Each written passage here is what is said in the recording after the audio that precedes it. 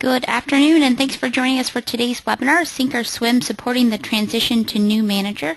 My name is Jessica. I'm on the marketing team with Biz Library, and I'll be the host for today's session. Before we get started, I want to go through just a couple of housekeeping items. First, what you should see on your screen. On the left-hand side of the screen, this is the webinar viewer. So this is where you'll see the content that we're sharing with you today. On the right-hand side of the screen, this is the control panel. So this is where you can join the audio portion of today's webinar, and you can also communicate with us through the question box. The default mode for the control panel is for it to collapse. If you want to open the control panel back up, simply click the orange box with the white arrow in it, and it'll expand for you. All of today's attendees are in listen-only mode. You can join the audio portion of today's webinar either through the teleconference line. You can also listen through your speakers. If you're going to listen through your speakers, I recommend either using a pair of headphones or a headset to get the best audio quality. You can also adjust the volume either through the speaker on your computer or your mobile device, and there's also that audio plug-in within the dashboard of the control panel. Sometimes you can adjust it that way.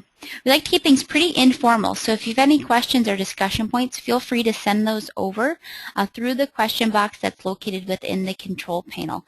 I like to weave in questions as it relates to what we're discussing in the webinar, and then I'll also leave some time at the end for Q&A.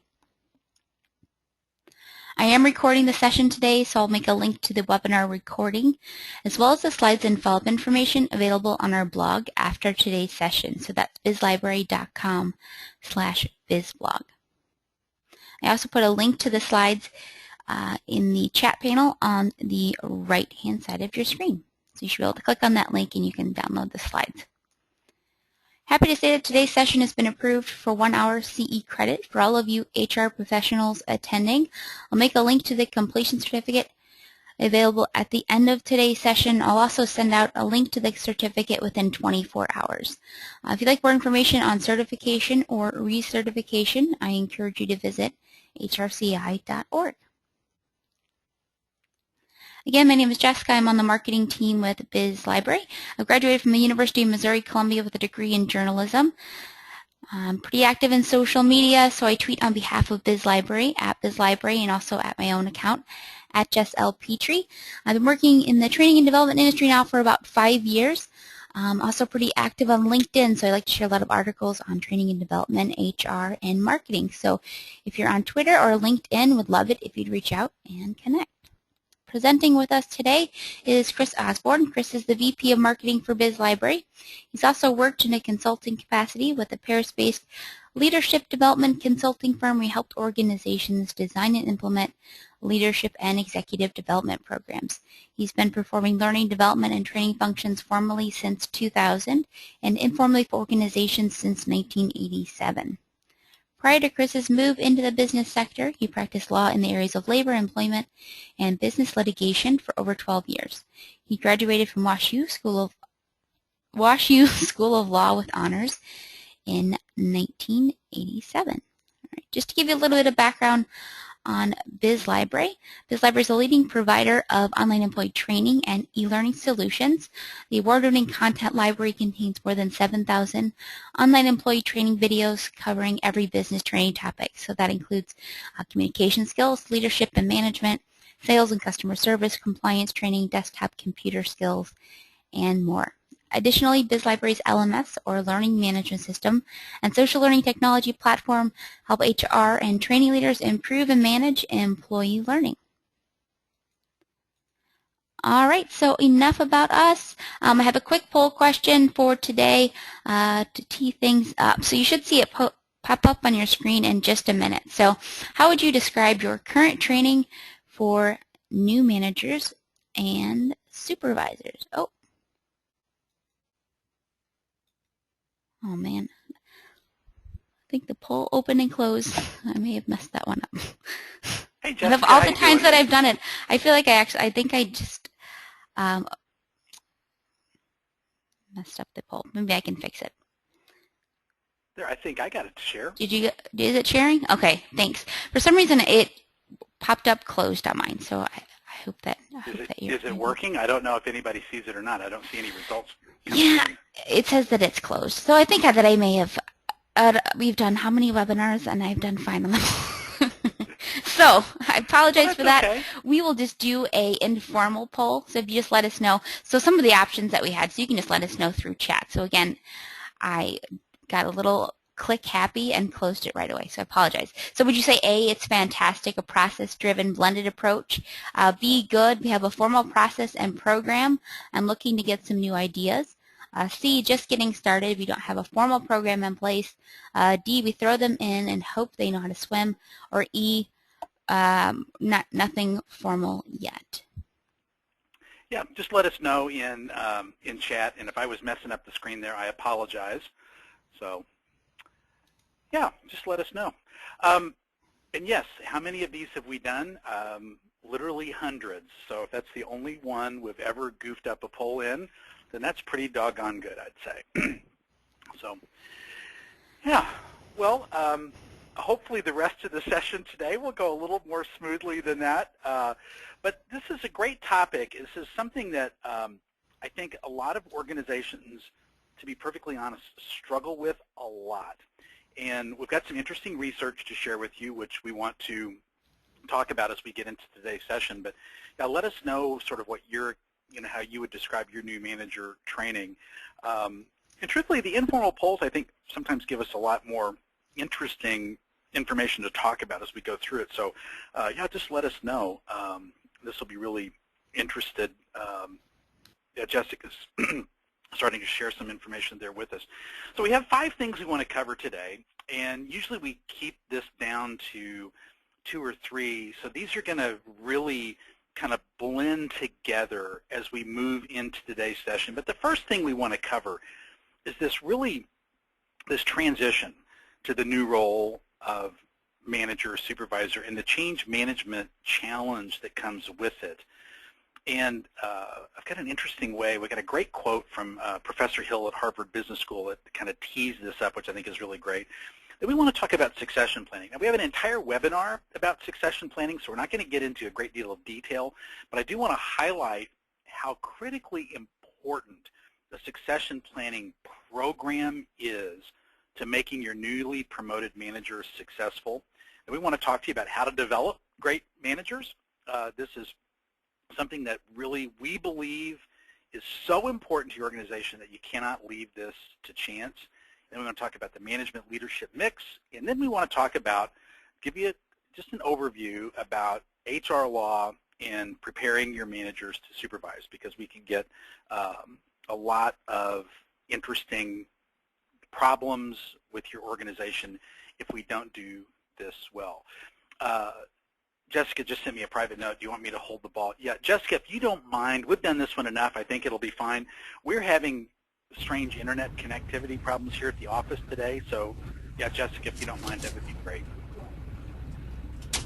And somebody's not muted there. If that's, I'm hearing background noise. So let me see if we, there we go. Perfect. Thank you very much. Okay. There was some research conducted by a number of organizations 4 or 5 years ago, and Jess and I were talking about this just before we started. We haven't seen any data that says any of this has changed. In fact, we've seen recent data that says we haven't really gotten any better at this.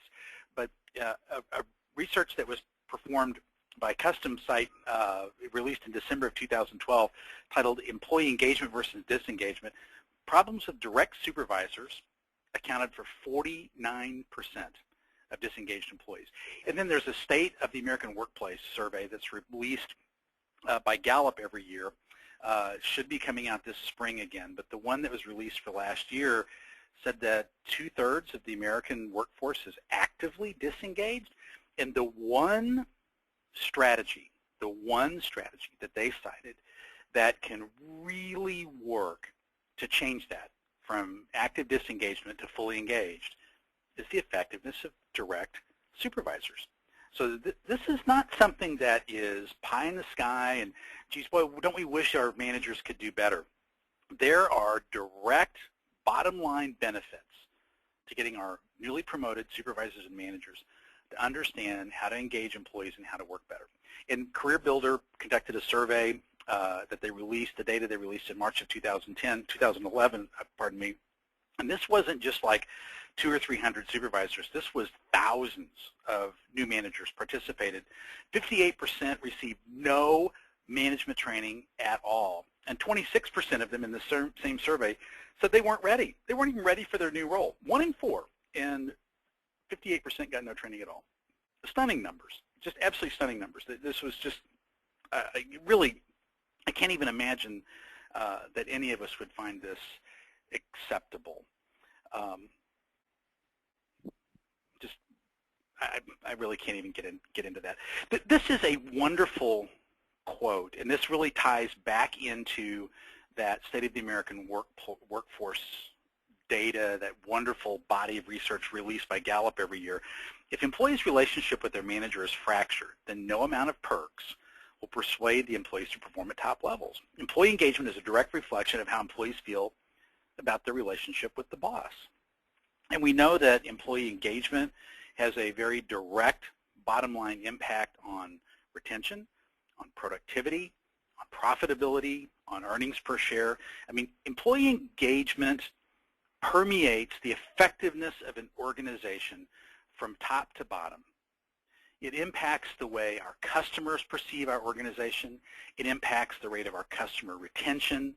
I mean, this matters.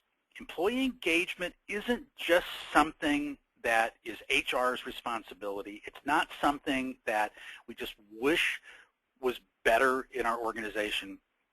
This matters, and we have to get our frontline managers to perform at a higher level and understand what it is that truly drives engagement. And this isn't just shaking hands and walking by and saying hi in the morning. There's a lot more to it than that. This gets down to the foundations of what it takes to be a supervisor and to lead other employees. This is really mission critical. This is a great chart, this great illustration. If you haven't read any of the work by Kevin Eikenberry and Guy Harris, there's a great book called From Bud to Boss, Secrets to a Successful Transition to Remarkable Leadership.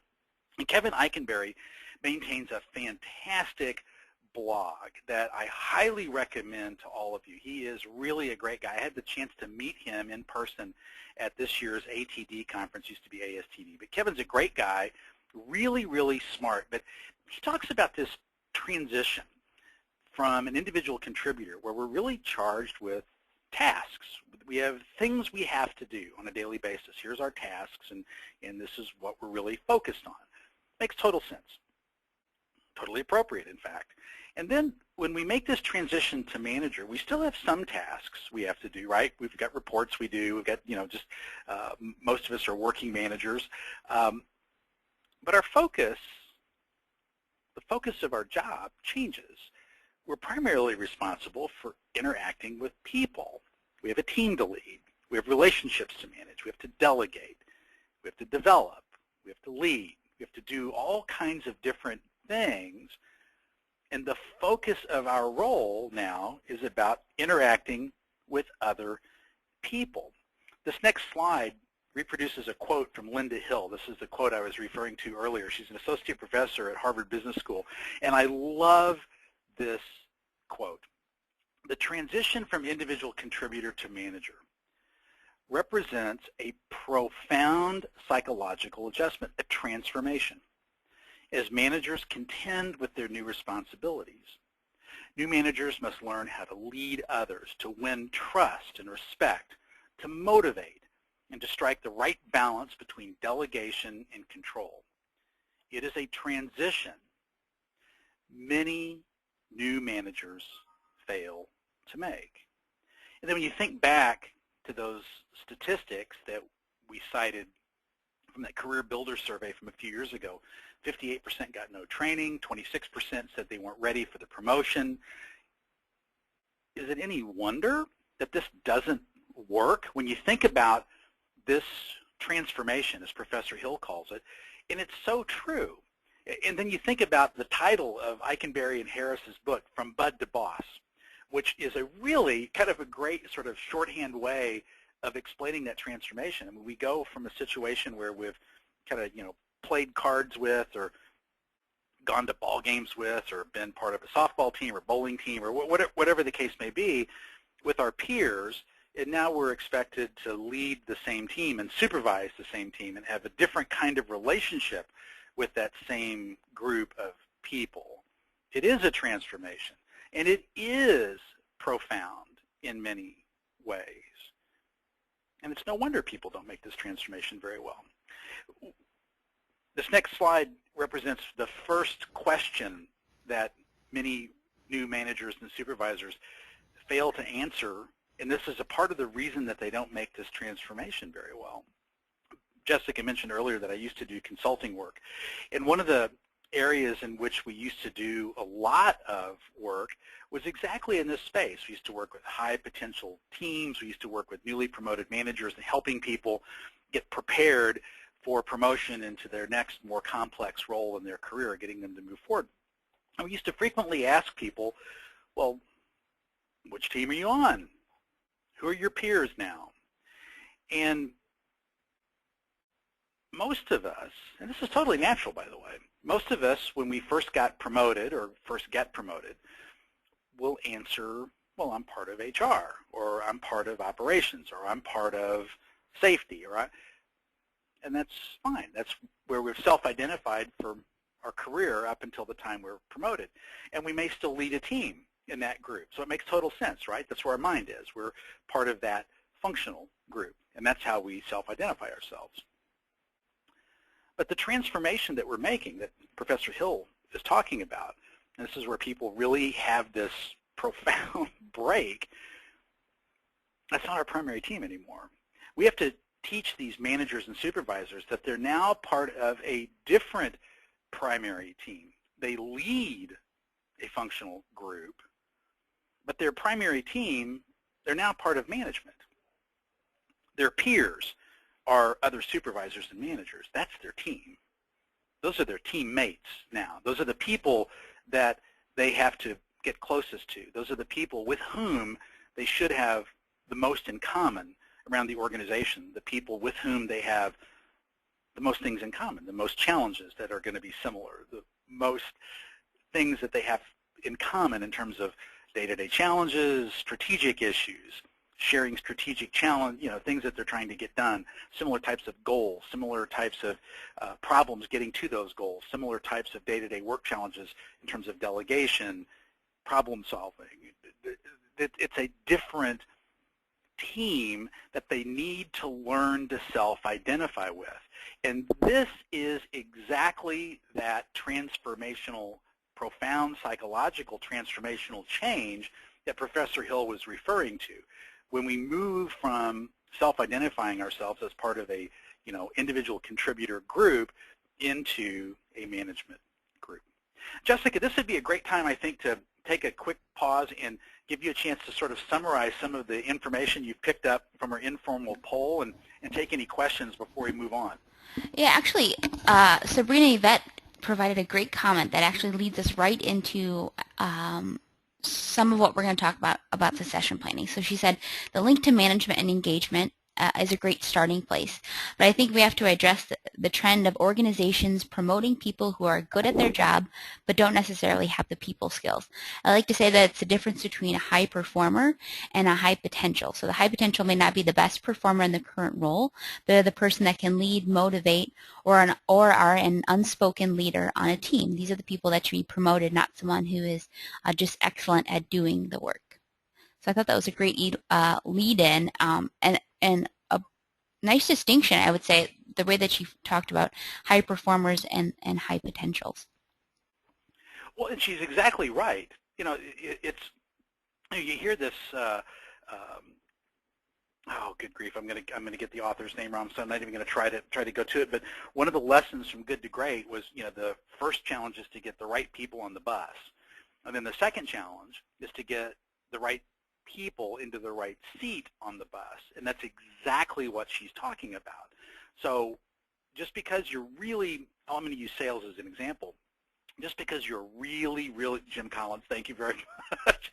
Why did I not remember that? But just because you're a really, great sales representative doesn't mean you have the skill set to be a great sales manager. They are two completely different skill sets. And I would even argue that they are two completely different types of motivations. We had a wonderful keynote speaker at Align. You know, Eric Bostic came, and he has this whole big thing about fired up, and he has an acronym, you know, FIREDUP, and the first an acronym F, he talked about your fuel, and he referred to that as what is it that really drives you to do what you do, and that really ties right into the comment and to succession planning. What we're trying to do is identify those people who are fueled by leadership and leading others and developing others. That really has to be what motivates great managers and supervisors. And use the sales example. Sales representatives, great salespeople, tend to be highly competitive, motivated by the hunt, motivated to, you know, to close the deal. And if you're motivated by those things, those tend to be very competitive, sort of inner motivations and inner, you know, sort of, I don't mean this the wrong way, but very self-centric motivations. You're not always motivated by the success of others. You're motivated by the success of, you know, your own personal success. Great managers aren't wired that way. They're fueled by something different. They're fueled by the success of others. They're fueled as they watch their team grow and develop, and they see other people around them doing really, really well. That's what leadership is. That's what a great manager is about. And so our comment from our audience member is exactly right.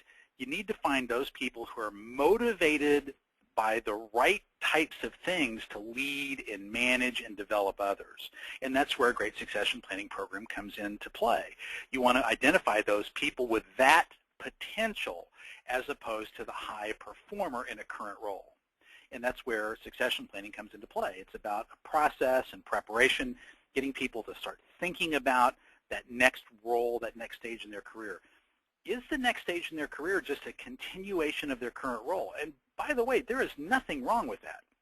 You want to make sure that the training and development plan that you have in place for every employee, particularly for the people that you're looking towards as your next generation of managers and supervisors and leaders, is aligned with your business strategy. For instance, if as you begin to think through where your organization is going to be in 12, 18, 24 months, if product innovation is going to be really a big deal to your organization, you might need a next generation of managers that are very adaptable and flexible and very agile. So are you identifying leaders and managers and supervisors that have that type of ability, that are adept at learning, that are motivated by continuous learning? Those are the types of skills, the types of motivations that are going to be well aligned with the business strategy linked to that type of objective. And then you want to make sure that what you're doing with your planning program, you want to target the program to close the gaps in knowledge, skills, and competencies between where your participants are and where you need them to be in order to assume that next role in their career. Jessica, did that make sense? I didn't mean to grab Eric out of the blue there, but I thought that fuel, that motivation piece, really tied into the comment very nicely. Yeah, no, I think it made complete sense, and it goes back to that transition that we showed earlier. So that transition from being motivated by the tasks that you do, or the items that you deliver, or the tasks, you know, the things that you complete, to changing your motivation. So what drives you? So it goes back to that as well. All right, good. Yep. Yeah, I think so. This next chart is you know, sometimes we beg, sometimes we borrow, and sometimes we create things from whole cloth. This is some content that we borrowed from an article that appeared in the December 2011 issue of T&D magazine called A Succession Plan for First-Time Managers. And it's a great article, and this chart, in all of its ugliness, we put together, actually I put this together originally. Jessica's done her very best to make it look better. But the thing I like about this chart is this succession plan process that it lays out here shows a very clear bridge across the promotion. There's pre-promotion phases and post-promotion phases. And I thought that the thing I loved about this is it linked things to do before we promote people to things we do after we promote people, and it ties a successful succession planning program all the way through this process from, we're really giving people an opportunity to consider where they're going to go and ways to do that. We give them an opportunity to explore that next new role in a whole range of ways.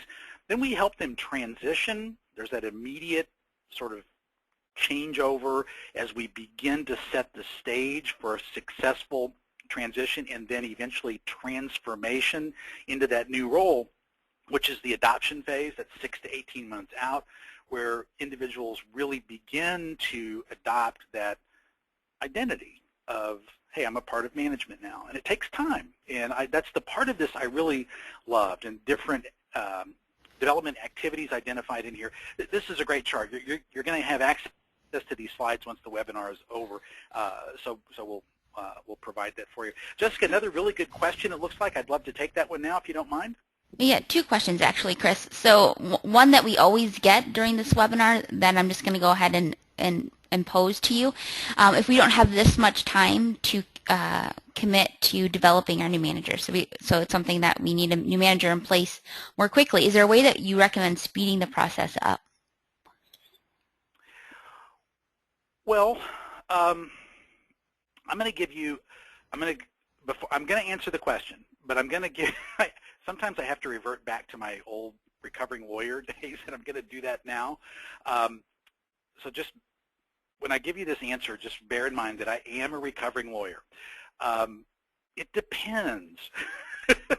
The ideal situation is to have a succession plan program running all the time, so that you have people that are participating with you in development activities aimed at preparing them for assuming more complex roles in the organization.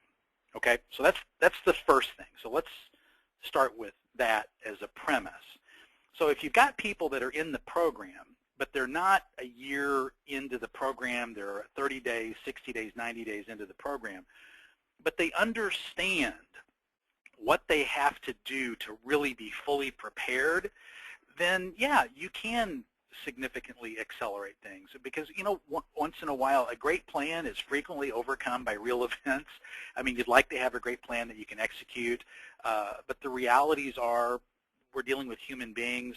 People retire early, people leave for other jobs, positions come open sooner. That's why you need to have an ongoing program where you've got lots of people participating and people involved. Okay, so that said, so you've got the right person for the right job, but they haven't been in your program for very long, or they haven't had a chance to participate much at all. Yeah, you promote them, but you recognize that you have to make sure that they have the tools to be successful.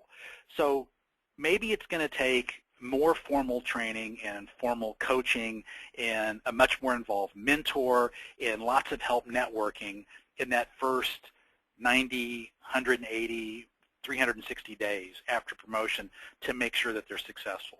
Maybe you have to get their immediate boss a lot more involved in their development and making sure that they understand what they have to do to nurture that newly promoted manager to be successful. The one thing you don't want to do is leave a newly promoted manager flapping in the breeze and hanging out there on their own. That is a recipe for disaster, no matter how much time. So can you do this? Absolutely. But if you do have to promote somebody early, make sure that you recognize all of the things that need to happen. There's going to be a transition, and people need time to really learn to, identify themselves in their new role. So what are the development needs of that individual? How can I meet them? I may have to get creative. So yeah, promote them, do what you have to do, but then make sure that you have a real plan to meet the development needs of that employee. All right, good question. So then this next one comes from Nabia, so I apologize if I mispronounced, but they ask, can a good manager be a good leader? Yes, absolutely. The two are not mutually exclusive. And in fact, I would argue that it's necessary for good leaders to be good managers. We cannot have one without the other. We got a great quote here in a little bit, but this is a superb illustration. We got this from the American Management Association. We recognize great leadership, and we also know what great managers look like. And this is really sort of what we see in top performing managers over and over and over. They have these sort of 5 characteristics that sort of revolve around a commitment to continuous learning. These are really great characteristics to begin to look for in your managers. And if you think about these things, all of these things eventually, if done well, will lead to the development of effective leadership skills. So the answer is absolutely. Can managers be good leaders? Yes, and you really want to be able to develop both sets of skills. All right, so great managers. Motivate those around them. They drive outcomes. This is critically important. They accept responsibility. They're accountable. I love the next piece of this. They build relationships.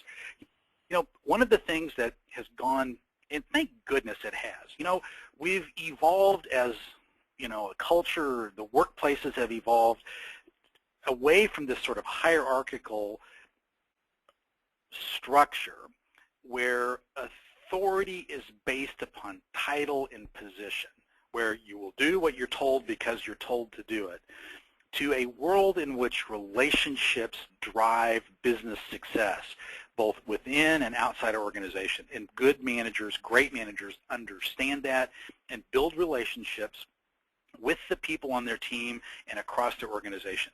The next one I totally love as well. They're decisive. They know how to make decisions. And all of this revolves around a commitment to continuous learning. These are people that have the capacity for improvement, and they're dedicated to learning, dedicated to acquiring new skills, dedicated to keeping themselves and their team sharp and keeping their skills and their knowledge set up to date with the market. So that's a great illustration of this. Again, if you don't use the American Management Association site for research, you definitely start going to it. There's some wonderful free stuff out there. Jessica, another really good comment here. Great engaged audience today. Yeah, so this next question comes from Tom. He asks, as a recruiting tool, how would you recommend your mentoring training to candidates when you have a limited budget? How do you best sell the examples you're giving during an interview with a candidate you really want? Well, I'm going to answer the second piece of this first, and then I'll get to the first part of it. You can't oversell. That's the first thing. So you want to be honest and frank about what you've got available. The other piece of it is the great thing about mentoring, and mentoring programs don't really cost a whole lot of outside budget money. It really is a commitment of time and energy among the people within your organization. From the mentors, they have to make the time and commitment to actually provide the guidance and make time for meetings and to work with people. You're going to have to provide some training to them, but that's the piece of it. And then in terms of the training, there are a lot of ways to deliver high-impact, high-quality training to your organization without breaking the bank. We'll get a chance to talk to you a little bit at the end of today's webinar about an organization, Biz Library, actually, that can help you do exactly that. But we'll get to that as we get to the end of today's session. But all of these things are possible. I mean, you can have a great training program, a great mentoring program without breaking the bank, with planning, with thought, and with some creativity. But the trick to this in terms of selling it during the interview is to be honest and say, here are the elements, here's how they work, here's how we define success in these areas, and here's how we know we've been successful. All right, so let's go through this picture of great managers as defined by the American Management Association. Motivate. So how do you motivate people? Most people are motivated not so much by extrinsic things. It's surprising that people aren't, there's sort of a baseline level of extrinsic motivation that everybody, needs in terms of, pay and some security, sort of think of Maslow's hierarchy of needs. But there's a point at which once we sort of get past all of that, where the intrinsic motivations really kick in. We're highly motivated to do things sort of because we're wired to do well. We want to succeed. Unfortunately, a lot of managers get in the way of their employees and don't understand what it takes to truly motivate people. Think of micromanaging. That's a great way to demotivate employees. So how do you motivate people? Well, you have to teach managers to communicate a mission and vision. Adults are incredibly able to deliver really outstanding results when they understand why they are being asked to do things. And that's really what the mission and vision is about. Explain to people why you need them to do things, and then get out of their way. Let them go do it. Let them apply their skills. That's why you hired them, because they're talented, they're bright, they're they've got the ability. So tell them why, give them goals, and then let them go do it. You have to understand people as individuals, get to know them. This gets back to, we're going to talk about building relationships in a minute, but that's really what that comes down to. People today need a highly attuned sense of emotional intelligence, understanding how what you do, how you react to situations impacts others. This, in my mind, is a critical competence that all of us need to refine and hone, particularly in this complex work environment with all sorts of just crazy things coming at us all the time, highly stressful, very fast, the demographic diversity, all the things going on. And you notice that I don't necessarily say communication skills here, but listening skills. Great managers and great leaders actually do more listening than talking. And being able to really listen and understand what people are telling you is extremely important. So that is ultimately, that's the foundation of great communication. It's not the ability to impart information, it's the ability to take in and comprehend information that really makes a great communicator. So and just to point out, Chris, though, as we're going through these, this can help you start to develop your new manager curriculum. So if you're thinking about what are some of the key areas that we want to train our new managers on, so what's relevant in your organization. So think about how you can apply some of this to a program for them. Jessica, that's a great point. And again, you're going to have access to these slides, and she's exactly right. Each of these areas, so drive outcomes might be thought of as sort of a high-level competency, and each of these bullet points underneath would be a skill set necessary to deliver on this competency. So this is a fabulous sort of outline of a manager development curriculum. So driving outcomes, handling difficult situations. We're dealing with human beings, so conflict is going to happen. How do we keep the team moving when things get tough? And ultimately, this turns into really the test of character for you and your team. It's easy to perform well. It's easy to deliver great outcomes when things are going smoothly. It's when the unexpected comes. It's when problems arise. That's when it gets difficult. How do you keep everybody moving in a positive direction? How do you keep everybody's attitudes positive? How do you keep a positive outlook? How do you frame things in a positive way? This next piece, developing others, incredibly important. Again, this gets back to what I talked about earlier, that fuel, that motivation. This is a key piece of managers. They have to be wired to do this. And then understanding what really goes into performance management. And I'm not talking about the nuts and bolts of reviews, and I'm talking about how to really help employees achieve their fullest potential and improve their performance so that they are achieving their goals and having a successful career during their time with you.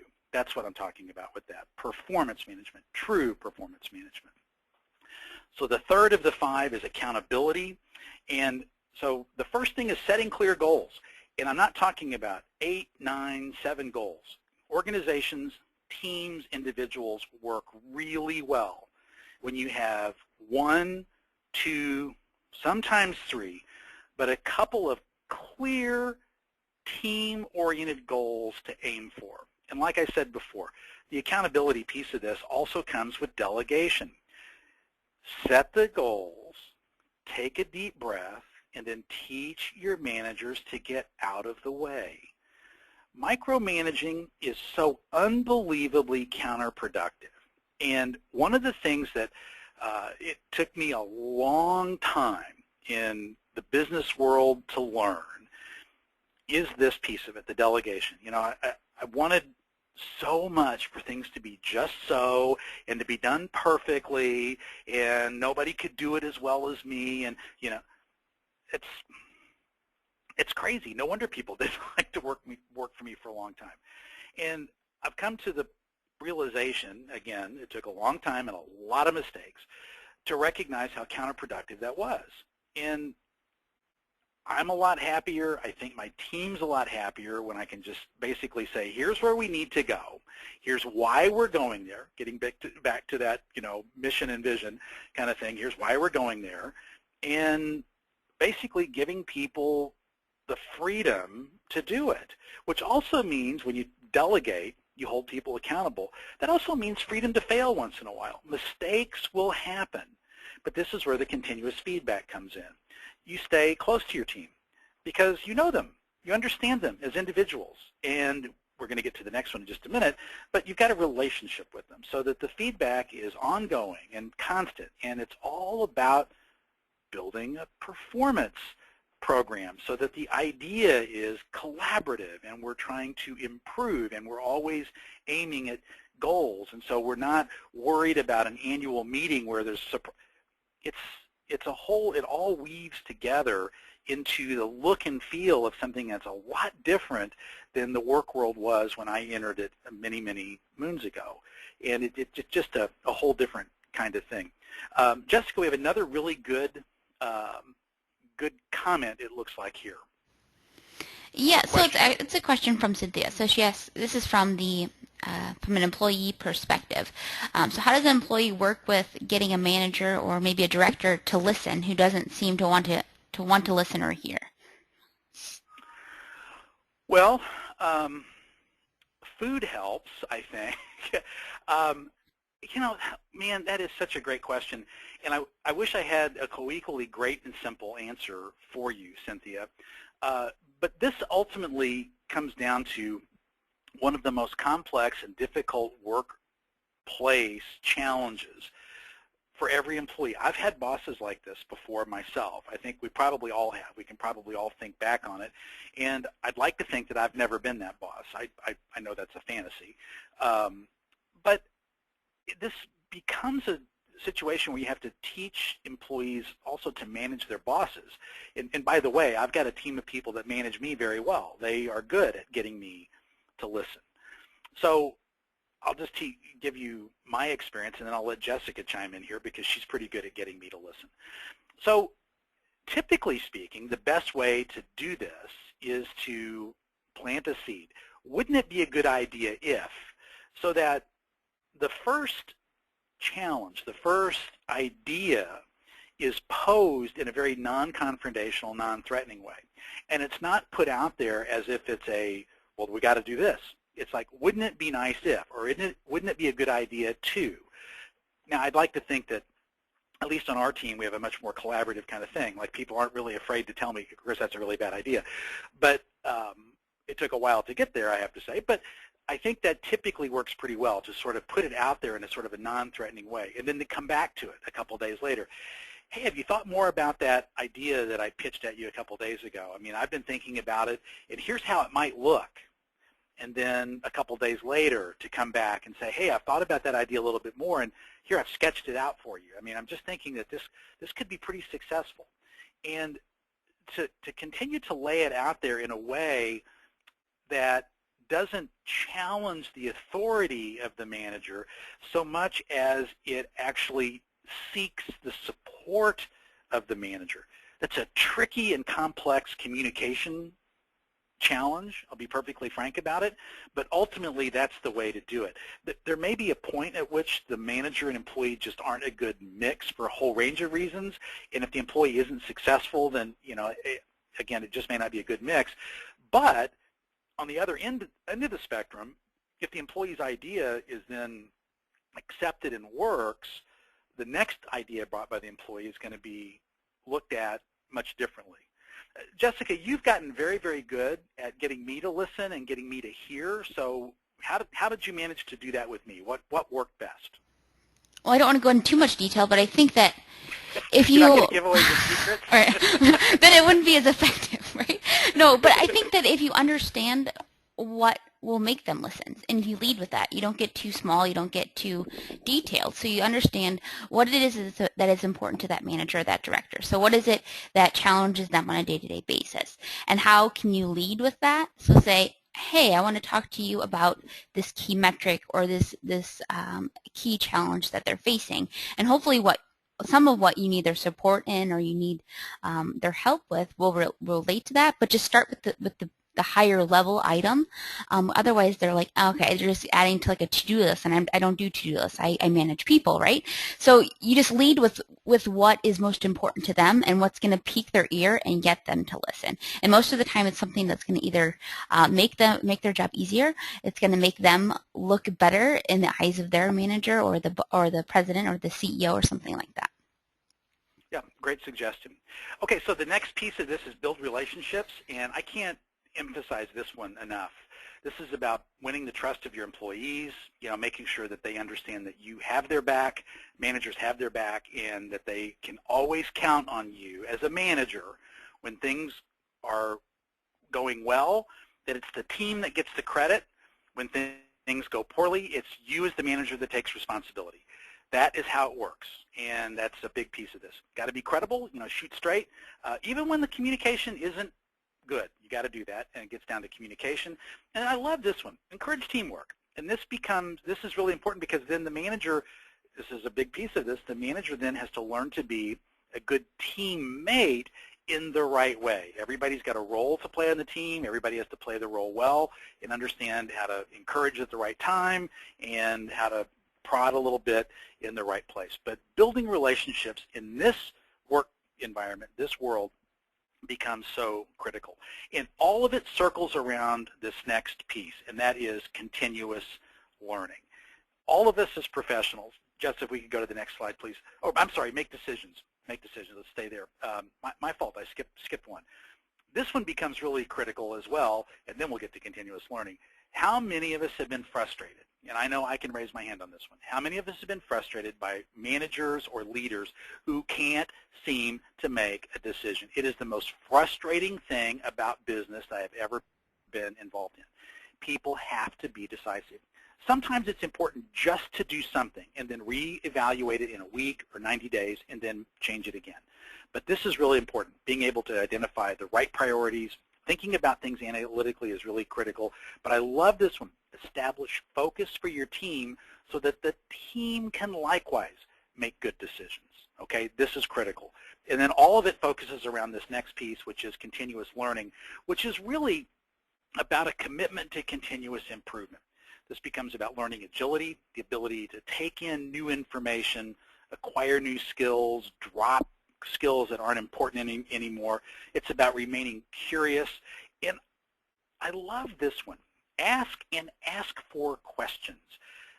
One of the greatest things about really, really super managers, and this is true of superior leaders as well, is it's not so much about sort of a one-way monologue as it is a true dialogue where there's a sharing of information, a lot of questions coming both ways, where as a leader, and I'd like to think of myself sometimes more as a leader than a manager, I learn as much from my team as I probably learn more from my team than they learn from me because I ask them a lot of questions and they're bringing me information all the time.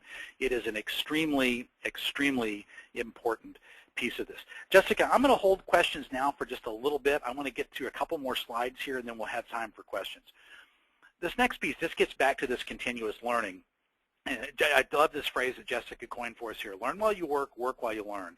And one of the things that we know from adult learning theory is that we need to have the opportunities to apply learning as soon as possible after we're given access to new information, new material. And we have to teach all of our employees, and really importantly, teach our managers and give our newly promoted managers opportunities to do this. So as we're developing them and after they're promoted, things like job rotation can really make a big difference. Give them a broader look at the organization. Action learning projects, turn them loose on some problem that's been, bugging the organization for a while that you just haven't been able to get to something. There's just a whole range of possibilities here. And the thing about all of these suggestions that Jessica put together for us here, none of these cost you anything in terms of out-of-pocket. This is really dependent upon your own imagination, working with your stakeholders, and identifying projects that you can turn participants in your succession planning program or newly promoted managers loose on, so they can have an opportunity to lead, broaden their skills, sharpen their focus, and build a better understanding of your business while they learn. I love this next slide, which really explains, I think, really nicely sort of a difference between leadership on the left-hand side and management on the other. Leadership is more forward, future-looking, as opposed to driving results today. I love the bottom one. Leadership is about challenging the status quo, while management is about working within procedures. And there's a balance between the two that is necessary. Now, you'll notice that we present both sides of this equation equally. They are both important. We need to build leadership skills in our managers, while we also have to focus on managerial skills. We have to have both. Newly promoted managers and newly promoted supervisors need an emphasis on management and supervisory skills. As they gain experience and knowledge, we can shift our development focus more into leadership, but both pieces are important. Peter Drucker phrased it like this, which this is one of my all-time favorite business quotes. He's one of my all-time favorite thought leaders. Management is doing things right. Leadership is doing the right things. Great way to think about it. So if you ever get stuck, that's just a really good way to kind of think that through. All right, HR law, legal awareness. Don't forget this. As a recovering lawyer, this is one part of this that's kind of near and dear to my heart. Our frontline managers can get us in so much trouble so fast it's not even funny. So make sure that your frontline managers, you don't have to turn them into lawyers, you don't have to turn them into legal experts. Just make sure that they understand the broad outlines of applicable employment laws, practices, and compliance regulations that affect them. The most important thing that you can teach them is that, hey, this sounds like an FMLA request for leave, I need to talk to HR. When you can get them to understand things to that point, so that they know they need to come see human resources, you have scored a major, major victory. And this next slide is really a great way to think about it. There's this massive alphabet soup out there of ADA, FMLA. Don't get too concerned about those things. Again, they just need to know the broad outlines. If you'll focus training your managers and supervisors on good, common sense, day-to-day management practices, you will, in all likelihood, keep your managers and your organization in very, very good legal compliance. So when you start to think about building this curriculum for your new managers, ask yourself these 5 questions. And once you answer these 5 questions, you're in really good shape. What does success look like and how will you know it? What are the key competencies that I need my newly promoted managers, manager by manager, to master and to what level? What are the supporting behaviors that they need to deliver in order to perform at the right level? And what are the gaps between where they are now and where I need them to be? When you answer those 5 questions, you'll have a development plan laid out and you're in really good shape. So here's a way to build a curriculum. Again, you're going to have access to these slides, so I'm not going to spend any time on this. It's a great, great way to kind of get at this. So here are 3 takeaways I want you to have for today. Recognize that this transition is really difficult, but by getting prepared and planning ahead, you can really help them succeed. Look at succession planning and leadership at every level of your organization as a really key part of this, and build a curriculum and development plan based on what success looks like in your organization. Your plan should include both management and leadership competencies and the basics of HR law, and you'll be in really good shape.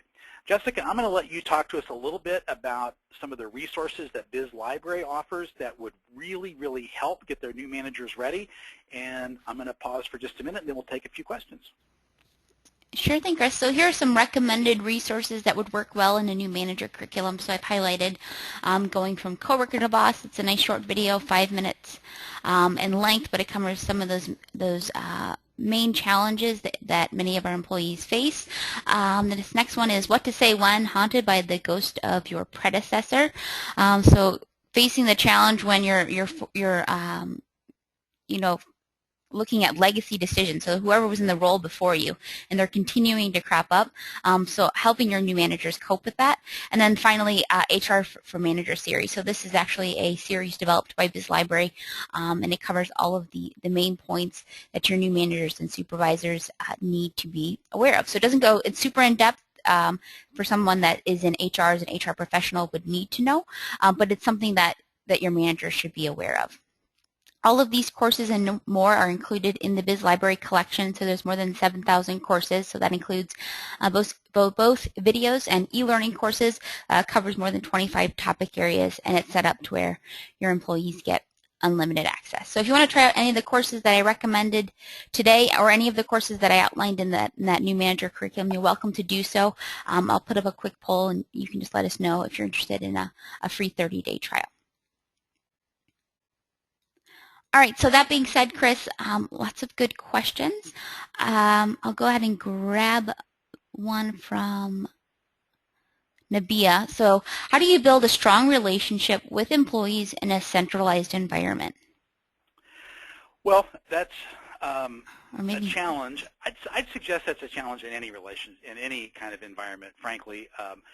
Building strong relationships is never easy, to be perfectly honest about it. I mean, it's just not. So the steps are really going to be the same no matter what type of organization you're in. They really begin by building trust and building open lines of communication so that employees feel like they are free to come to you, ask questions, can get answers, that you will address their concerns in a timely, meaningful way. And that doesn't mean that you always tell them what they want to hear. I mean, addressing concerns and handling things sometimes means as managers that we have to deliver, not such good news to employees, but we have to do it humanely, in an adult way, professionally, so that we, maintain the respect of our employees. That's what our employees expect, and truthfully, that's what they need us to do. And ultimately, that's what you have to do to build relationships. Meet the needs of our employees. That's really what it comes down to. So there's no magic to it, and there's no real difference between, a sort of centralized work environment or, a distributed work environment. The challenges ultimately are the same. The communication challenges may be different, but the things we have to do as managers ultimately aren't really that different. All right, so this next question is from Judy. She asks, do you think there are certain topics that are okay or are suited for e-learning versus in-person learning? If so, some examples of those topics. Well, I don't know that there's really a limit to what you can do in e-learning given the advances in the way e-learning and online training is delivered today. Let me give you an example. For years and years, a lot of folks assumed that it was impossible to do soft skills training using online content, and I would suggest that especially online scenario-based video is a great way to deliver soft skills training. For instance, if we're trying to communicate effective listening skills, what better way to understand effective listening and ineffective listening than to watch a scenario play out with people illustrating effective and ineffective listening. We learn an enormous amount from the observed behaviors of others, and great video training can do that today. So I think you're really only limited by the imagination of the developers and the quality of the content anymore. The only type of content that I would suggest really requires kind of an in-person sort of treatment is really sophisticated, sort of strategic type of content where you really need that one-on-one conversation for a lot of in-depth follow-up in a small group setting. But I'd say that's getting more and more rare given the quality and advances of online content today. All right, one more question. This one's from Alice. So she asks, how do you get an individual to think like a manager, meaning getting from them to transition from the line worker mentality to supervisor, team leader, strategist? Well, you have to show what they gain themselves professionally and in their job by making that shift. So you have to teach them, here's how your job as a manager is going to be easier, and you're going to be a more effective manager when you shift your mentality and begin to do the following things. Delegate, communicate this way, do these things. It's the classic what's in it for me. Once you show them the benefit to them and how their job performance is going to improve, you're going to begin to chip away at that mentality. All right. I'll go ahead and wrap up for today. For those of you that are attending for HRCI credit, I put a link in the chat panel on the right-hand side of your screen. I'll also send a follow-up email. You can expect to receive that in your inbox around 4 p.m. Central Time today. That'll include a link to the completion certificate as well as the slides and webinar recording. So check your inbox. It'll come through GoToWebinar. Some of our upcoming webinars include Got Content, how to use off-the-shelf content in great employee training programs, 5 ways to build a better leadership development program, and taking the pain out of performance reviews. We also have a demo webcast coming up in partnership with HR.com. So if you want to see a demo of BizLibrary solution, you're welcome to register for that webinar as well. I just put a link to that in the chat panel on the right-hand side of your screen. So again, thank you so much for joining us today. Thank you for all the fantastic questions. It always makes it more fun for Chris and I. So hope you'll consider joining us for a future webinar. And thank you, Chris, for presenting with us today. Thank you, Jessica, and thanks everybody for attending.